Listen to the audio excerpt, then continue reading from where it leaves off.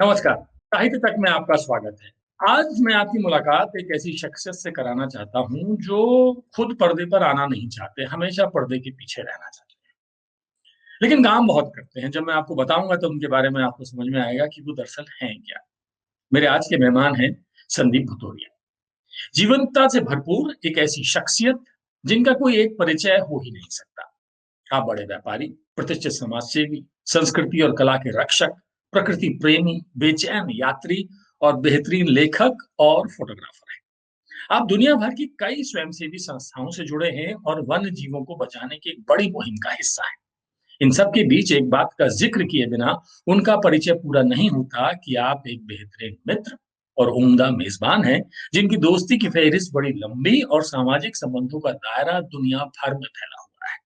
पर साहित्य तक में मैं आज उनसे बात उनकी किताबों पर और भाषा और शब्दों की दुनिया से उनके जुड़ाव पर करूंगा। आज हम उनसे बात करेंगे उनकी नई पुस्तक द बेरा बॉन्ड पर, Calcutta escape musings of A globe trotter की। यहाँ ये बता दूं कि भुतोरिया साहब की लगभग सभी पुस्तकें बतौर यात्री देखे सुने और कैमरे के साथ कागज पर कैद उनके अनुभवों का बयान है। ये सफारी उनकी पहली किताब थी, जो फिर यात्रा का था माई लाइफ माई ट्रेवल्स नाम से आई। हिंदी में पहली किताब आप बीती जगबीती नाम से छपी। इसके बाद कोथो राजपथ जनपद और चाइना डायरी नामक पुस्तकें छपी, जो काफी चर्चित रही। तो मैं सबसे पहले स्वागत करूंगा संदीप भुतोरिया जी का। साहित्य तक में आपका बहुत बहुत स्वागत है संदीप जी। नमस्कार, बहुत बहुत धन्यवाद पालीवाल जी।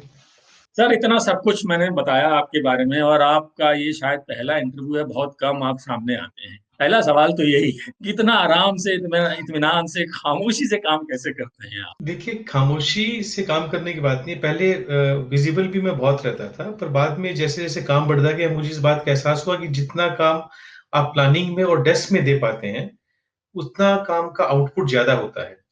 जहाँ विजिबिलिटी की ज़रूरत होती है, मान लीजिए जहाँ पे टीम के साथ मीटिंग करनी है या कुछ नए कार्यक्रमों को शुरू करना है, वो मीटिंग करते हैं, वो ज़्यादा विजिबिलिटी है। अब जैसे आप देखिए कि जो सामाजिक या सांस्कृतिक कार्यक्रमों में खुद के जाने की जो बात है, तो एक तो मैंने हमारे फाउंडेशन के खुद के कार्यक्रमों में मंच लेना इसलिए छोड़ दिया कि बिकॉज़ हम ये विश्वास करते हैं कि हमारे जो सहयोगी हैं, चाहे जो एनजीओ पार्टनर्स हैं, चाहे हमारे एहसास वुमन पार्टनर्स हैं, हम उनको आगे रखें। तो जब तक आप खुद बैक सीट नहीं लेंगे, आप अपने साथी एनजीओज़ को या अपने एसोसिएट्स को सामने नहीं ला सकते हैं। एक कारण तो ये है।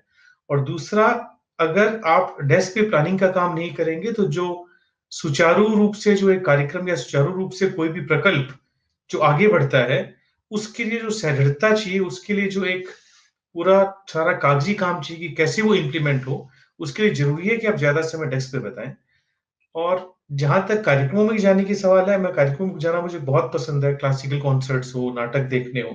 अब उन सब के अलावा 7-8 साल से मैंने 7 क्या 10 साल हो गए मैंने शादियों में जाना छोड़ दिया। क्योंकि आजकल शादियों का हो गया है कि आप सब सारी शादियाँ बाहर होनी शुरू हो गई अनमूनल, ठीक है ना? जी, डेस्टिनेशन वेडिंग। डेस्टिनेशन तो वेडिंग, अब आप हाँ। 3 दिन, 4 दिन एक शादी में लगाएँ और 100 आपके मित्र हो तो 365 दिन भी कम पड़ेंगे आपको शादियों के लिए। सो मैंने पिछले कई सालों में अपने आप को ऐसे मोल्ड किया कि डेस्क पे काम, प्लानिंग का काम ज़्यादा हो सके, जिससे पूरे काम का आउटपुट ज़्यादा निकले। अब आते हैं हम लोग बेरा बॉन्ड पर। बेरा बॉन्ड एक बहुत खूबसूरत, बहुत बढ़िया जानकारी से भरपूर कॉफी टेबल बुक है। इसका आइडिया कैसे आया? देखिए, जब मैं बेरा गया था, तो ऐसी कोई योजना इन देखिए, सबसे अच्छी बात मेरी जितनी भी किताबें आई हैं, कोई भी किताब लिखने के पहले उस किताब की कोई योजना नहीं थी। वो जाने के बाद या देखने के बाद मन में आया कि हाँ, इस पे किताब बन सकती है। जब मैं बेरा गया और वहाँ पे मैंने देखा कि वहाँ पे साइटिंग जो है वो 99% नहीं 100% है, कि अगर आप जिप्सी में बाहर निकलेंगे, उन पहाड़ियों पे, तो आपको लेपर्ड दिखेगा ही दिखेगा। तो 99% भी तो कहना मतलब ये नहीं, आप अगर जाएँगे 2-3 सफारी आप लेंगे तो आपको दिखेगा ही दिखेगा।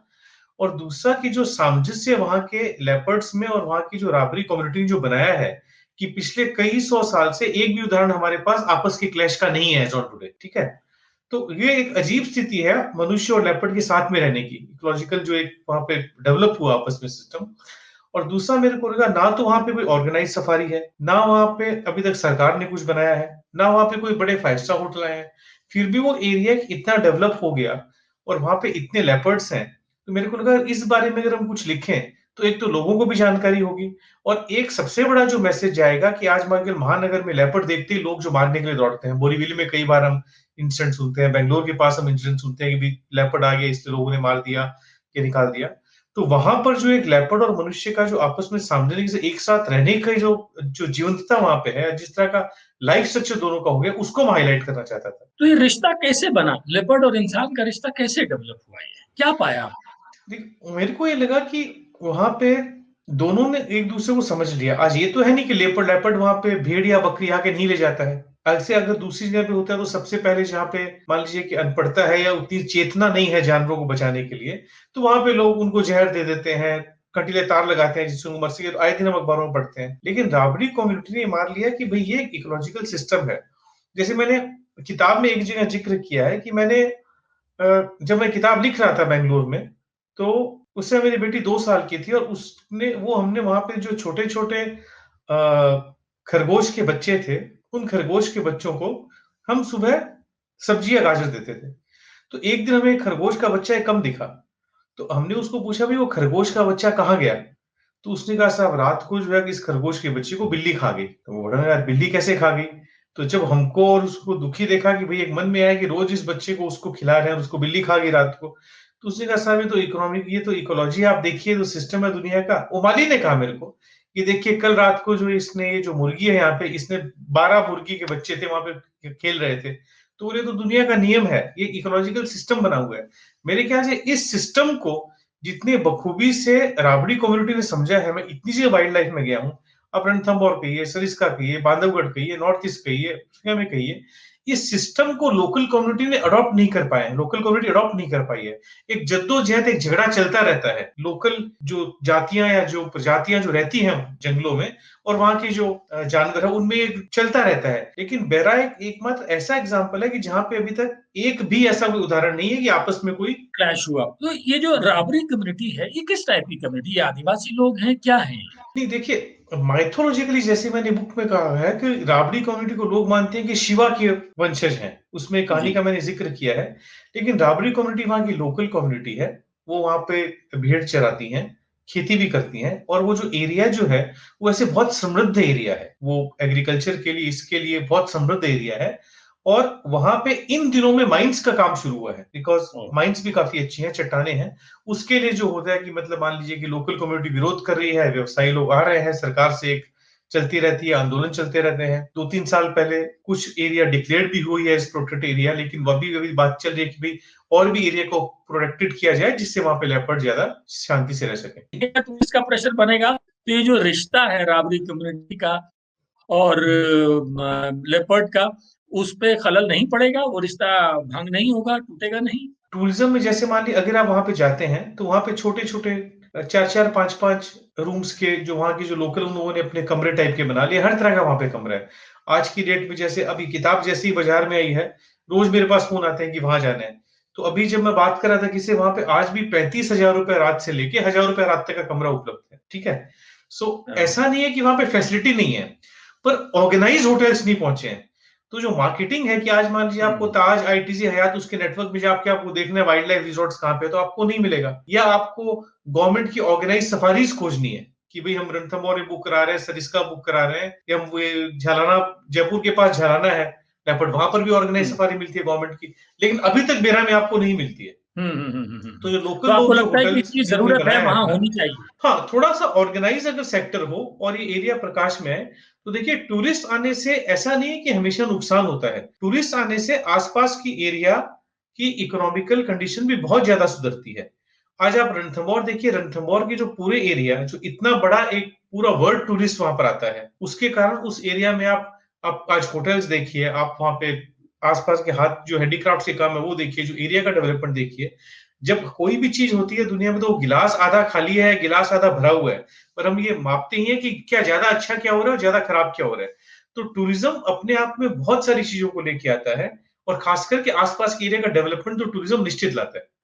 बहुत बढ़िया बात कही आपने। इसी कड़ी में आपकी ये जो पुस्तक है बेराबॉन्ड, ये बहुत अच्छी छपी हुई है और कॉफी टेबल बुक की शक्ल में है। अच्छा नहीं होता आप इसको पेपर बैग में भी छापते और आम लोगों तक पहुंचती, थोड़ी सी सस्ती भी मिलती तो और ज्यादा टूरिस्ट का फ्लो बढ़ता। नहीं, नहीं ऐसा है कि जहां तक सस्ती की बात है ये तो पब्लिशर के ऊपर में, लेकिन जिन जिन होटल्स ने हमें लिखा है कि अब ये जो पहला संस्करण जो आया था वो अभी तक बाजार में किताब पहुंची नहीं और वो पूरा बिक गया मतलब जो उदयपुर के जो होटल्स हैं, बिकॉज जो हम्म। टूरिस्ट वहां पे आते हैं वो नेचुरली वहां जाना चाहेंगे, उन होटल्स ने किताबें ले ली। और पेपर बैग का जो है, बिकॉज इसमें जो फोटो है, फोटो पेपर बैग में अनमुनल नहीं छपती है, इसलिए ऐसा हाँ था, लेकिन इसको हम डिजिटल कराने की कोशिश करें, ये कर रहे हैं कि जिससे लोग लोड कर जी। सकें इसको। हाँ, और भी लोगों तक पहुंचे और दूर तक जाए ये किताब, आम जी। लोगों तक पहुंचे और वो उसको समझें, तब जो है इसका जो आपकी मेहनत है वो और लोगों तक पहुंचेगी। जी। अब आगे बढ़ते हैं। अब वाइल्ड लाइफ के लिए बहुत काम करते हैं। आपकी नज़र में ये तो ठीक है, आपने कहा कि ऑर्गेनाइज सेक्टर होना चाहिए, ये होना चाहिए, लेकिन वो जो कॉन्फ्लिक्ट है लोगों का और हमारे वन्य जीवों का, वो बढ़ता चला जा रहा है। इसको रोकने के लिए इसमें ऐसी कौन सी कड़ी होनी चाहिए जो दोनों में तारतम्य हो, सामंजस्य बैठ सके? ये मेरा व्यक्तिगत रूप से मानना है कि जब भी हम इस बारे में चर्चा करते हैं, हम ये करते हैं कि भाई चेतना पैदा हो, ठीक है? लोगों को ये समझाया जाए कि वन्य जीवों की रक्षा करें। टाइगर से इकोनॉमी का बहुत बड़ा संबंध है। लेकिन भारत जैसे देश में जहां पे कुछ एरिया में इतनी गरीबी है, वहां पे आप क्या चेतना, भूखे पेड़ को आप क्या चेतना समझाएंगे? ठीक है। ठीक। आज सुंदरवन का जो इलाका है, ठीक है ना, वहां पे अगर आप मछुआरों को ये बोले कि आप मछली पकड़ने नहीं चाहिए, तो इतने वहां पे जो छोटे छोटे टापू हैं, वो जो एकमात्र जो जीविका का साधन है वो सुंदरवन में वही है। और जिसकी जो जीविका का साधन है उसके लिए वो आदमी नाव पे जा रहा है और उस पर टाइगर अटैक कर रहा है, आप क्या एक्सपेक्ट करेंगे? उसके परिवार वाले या बाकी लोग अपने आप को तो बचाएंगे ना।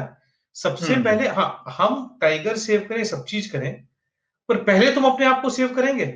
तो इसलिए चेतना के अलावा सबसे बड़ी बात है कि जो एक जिन लोगों से या जिन कम्युनिटी से टाइगर्स के साथ या वाइल्ड एनिमल्स के साथ या बिग कैट्स के साथ जो क्लैश हो रहा है, उनके लिए जीविका का दूसरा साधन उपलब्ध कराया जाए।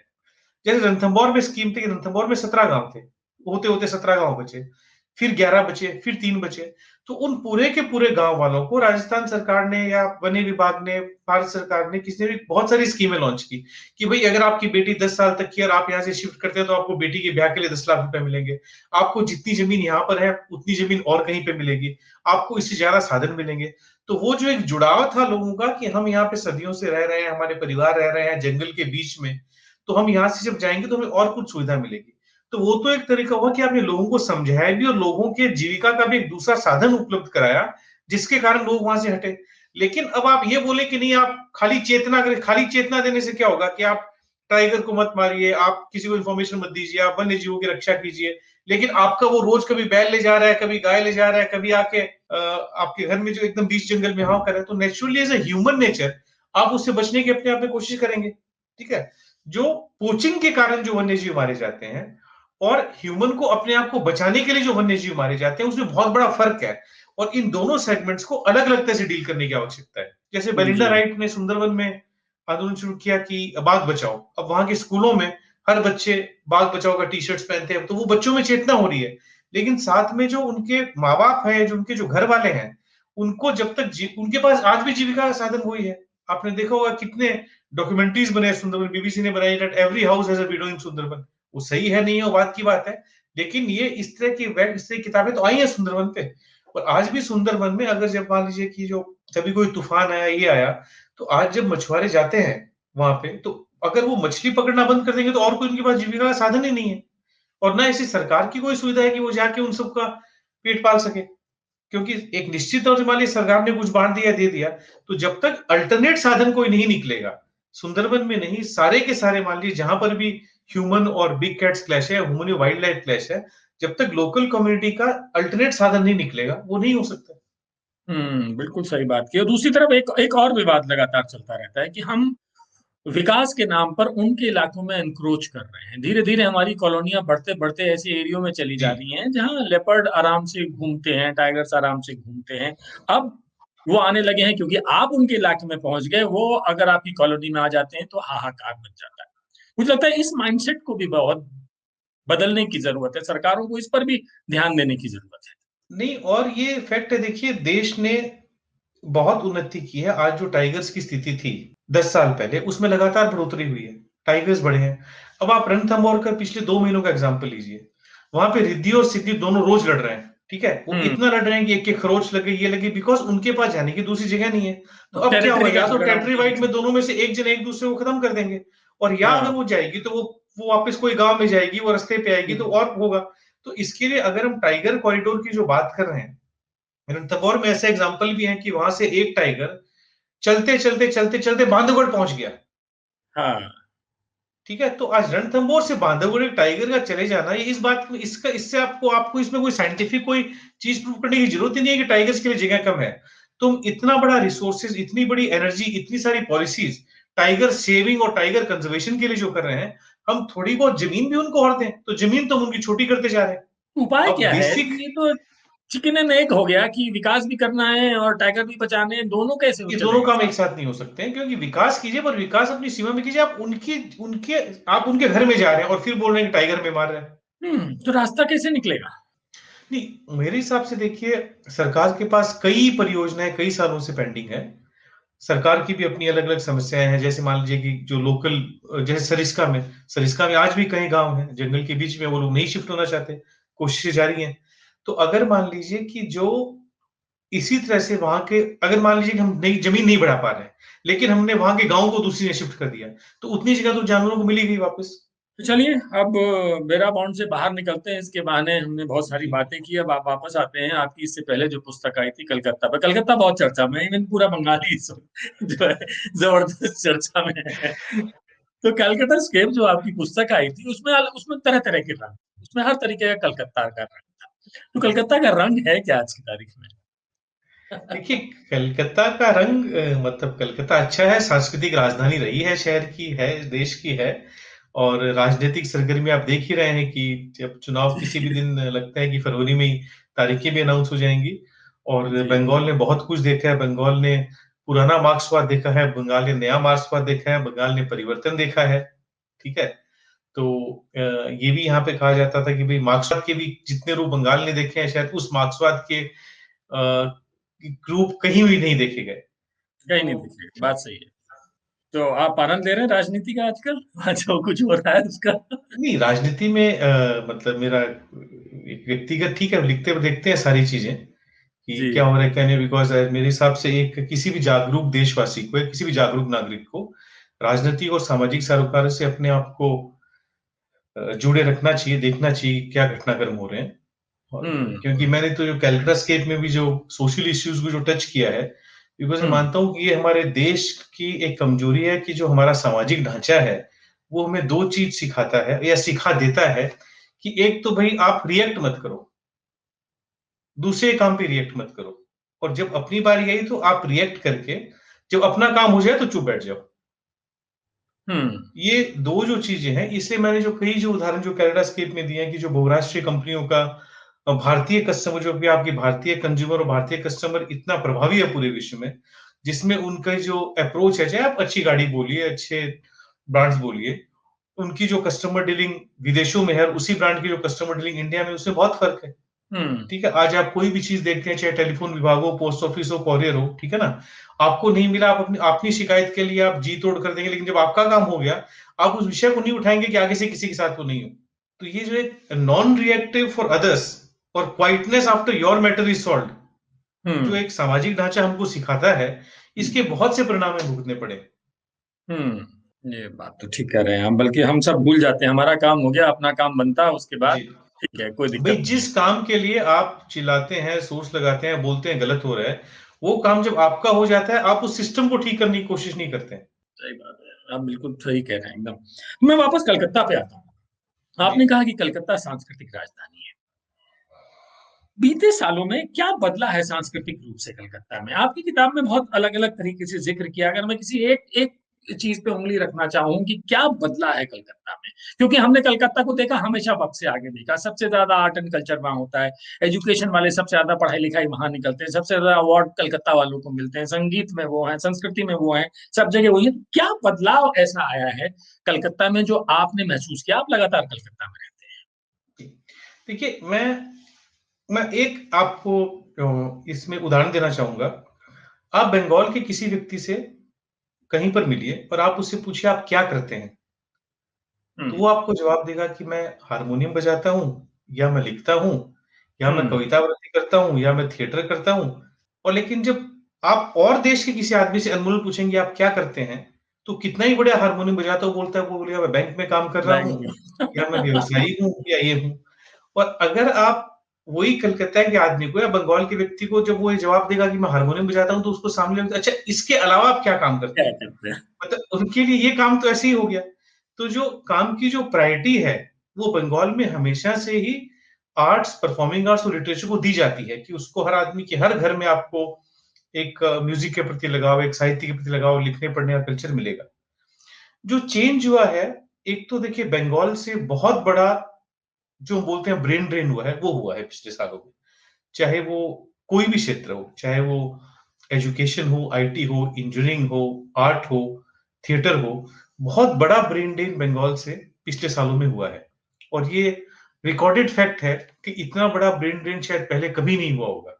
इसकी हुँ, कमी हम लोग महसूस करते हैं कि बंगाल के हमारे मान लीजिए जो फिल्मों से जुड़े हुए लोग हैं, आप देखिए बंगाल फिल्म में बहुत रिच है, हर साल राष्ट्रीय पुरस्कारों में बंगाल के कई लोगों को पुरस्कार मिलते हैं। पर आप पिछले सालों का इतिहास देखें तो बंगाल के हमारे जो सीनियर डायरेक्टर हैं, ये हैं, या तो बॉम्बे शिफ्ट हुए हैं, या कम से कम उन्होंने अपना बेस वहां बना लिया है। सो ये जो जो ये ब्रेन ड्रेन की जो स्थिति आई है, ये पहले नहीं थी। पहले ठीक आदमी को काम होता था, वो बॉम्बे चला जाता था, वापिस आता था, पर नहीं, एड्रेस कैलकाटा ही होता था। अब लोगों के पते भी दूसरे हो गए हैं।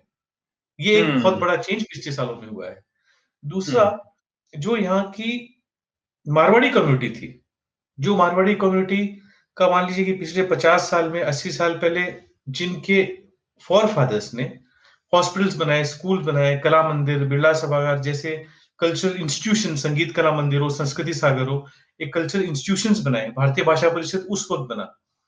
वो काम करने वाली पूरी जनरेशन खत्म हो गई। और जो सेकंड जनरेशन है, और मुझे कहने में कोई भी हिचक नहीं कि सेकंड जनरेशन उसको मेंटेन भी नहीं कर पा रही है। आप हुँ, हॉस्पिटल या संग्रहालय बनाना तो छोड़ दीजिए, जो उनकी पिछली जनरेशन ने जो बनाया, उनको देखभाल करके उनको आप चला दें, वो भी नहीं कर पा रहे हैं।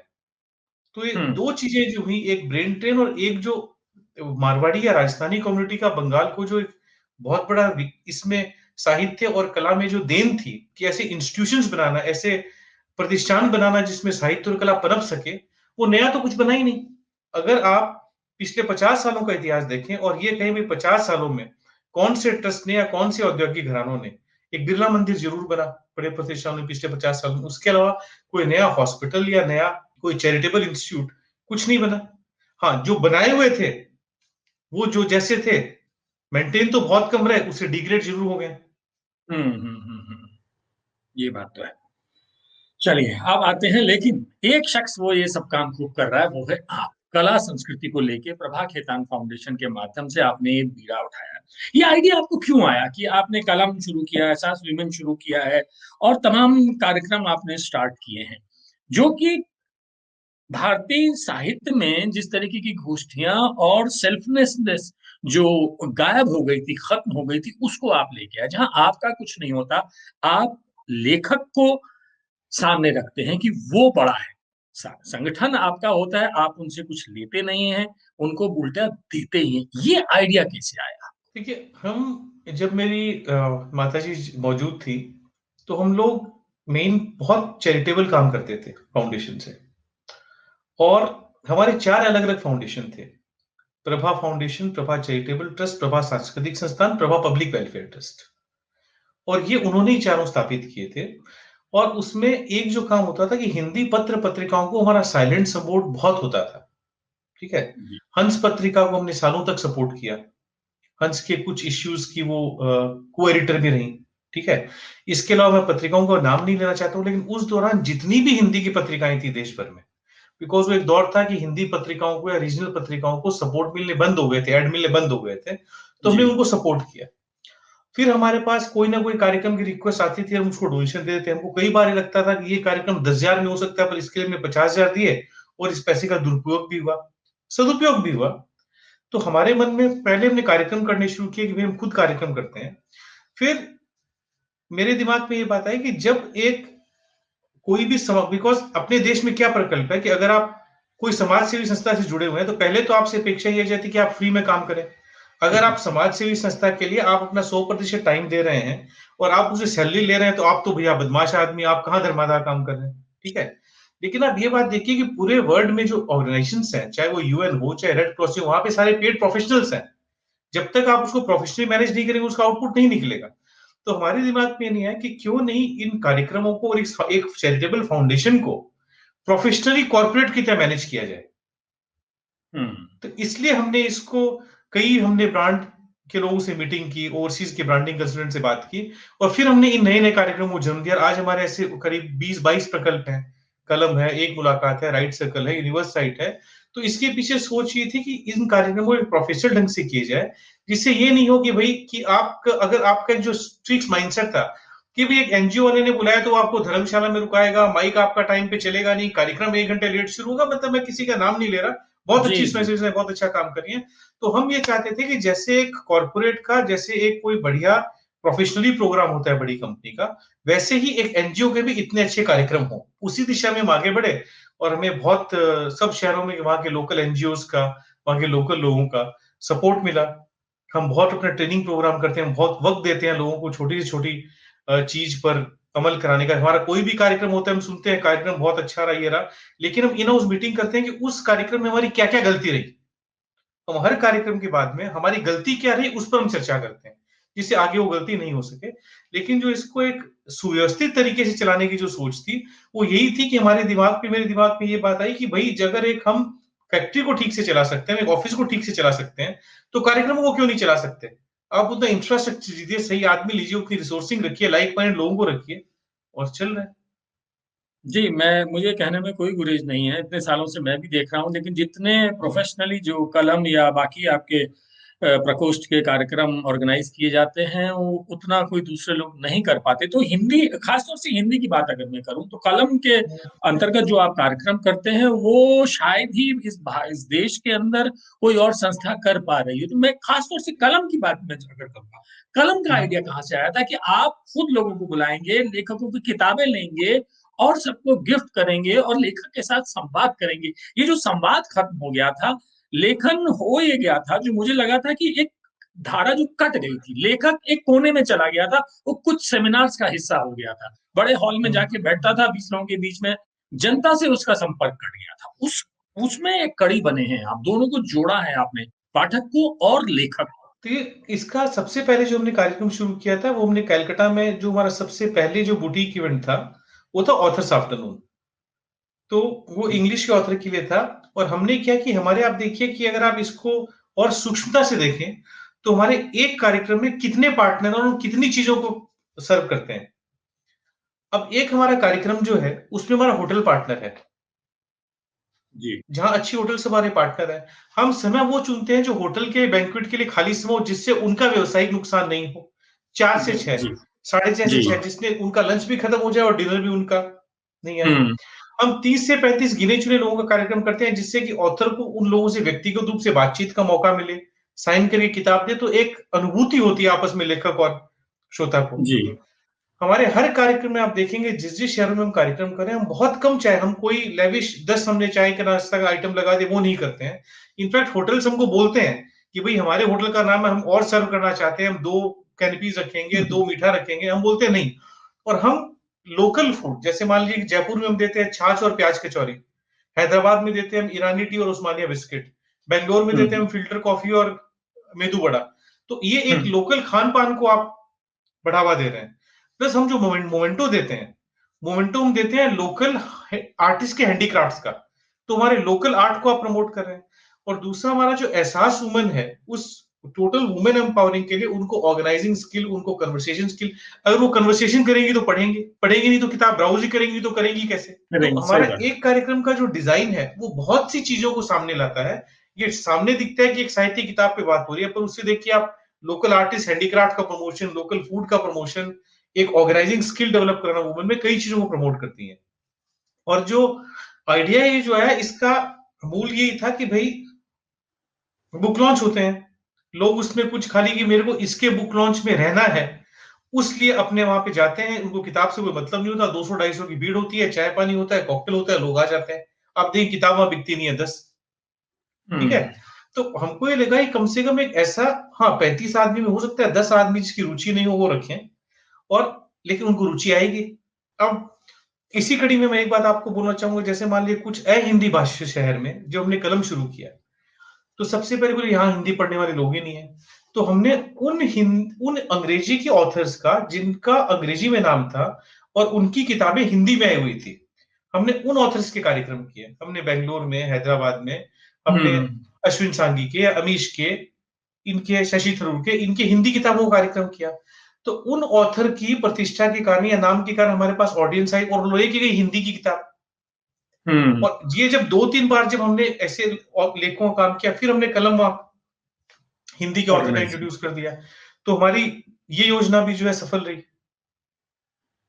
अब हमारा जो आखिर कार्यक्रम है वो देखिए 8 प्रदेशों में चल रहा है, जो रीजनल भाषा का जो कार्यक्रम है, और वो बहुत अच्छा कर रहा है। हमारा सबसे ज्यादा जो, क्योंकि हिंदी लेखकों तो फिर भी कुछ सम्मेलनों में कहीं पे मंच मिलता था, जो रीजनल ऑथर्स है उनकी तो बुक ही नहीं है। उनको पता है हमारी पब्लिशर ने बुक प्रिंट की। हमारी कई बार हमारी ऐसी स्थिति होती है कि जो ऑथर हमारे पास आया है उसके पास अपनी बुक की 1 या 2 कॉपीज है और उसकी किताब उपलब्ध नहीं है। हम उसकी फोटोस्टेट कराते हैं, फोटोस्टेट करा के अपने कार्यक्रम में देते हैं। नहीं, मैं कहूंगा कि आप बहुत खूबसूरत काम कर रहे हैं साहित्य के क्षेत्र के अंदर, और बल्कि मैं तो एक कहूंगा कि एक आंदोलन बन गया है कलम, खासतौर से हिंदी भाषी क्षेत्र में एक आंदोलन बन चुका है, और लोग इसकी तरफ नजरें उठा के देखते हैं कि कब ये कार्यक्रम होगा और किस लेखक को उसमें आने का मौका मिलेगा। तो संदीप जी, बहुत बहुत शुक्रिया हमसे बात करने के लिए। आपका बहुत बहुत आपने धन्यवाद, काफी अच्छी चर्चा रही आपसे। आपने मैं करता तमाम नहीं हूँ जी, मैं जानता था, इसलिए मैंने शुरू में ही कहा था कि आप इस तरीके की जी। चर्चा नहीं करते हैं, लेकिन मेरे लिए आपके इस रूप को जानना, आपसे बात करना बहुत जरूरी था। वैसे व्यक्तिगत रूप से मैं आपको जानता हूँ, लेकिन कभी इस तरीके से चर्चा हमारी हुई नहीं थी, और हमारे जी। दर्शक भी नहीं जानते कि दरअसल आप पर्दे के पीछे रह के कितना खामोशी के साथ कितना बड़ा एक आंदोलन चला रहे हैं। तो बहुत बहुत शुक्रिया संदीप जी, बहुत बहुत शुभकामनाएं कि आप ऐसे ही इन कार्यक्रमों को चलाते रहें और नया नया रचते रहें, लिखते रहें। बहुत बहुत शुक्रिया।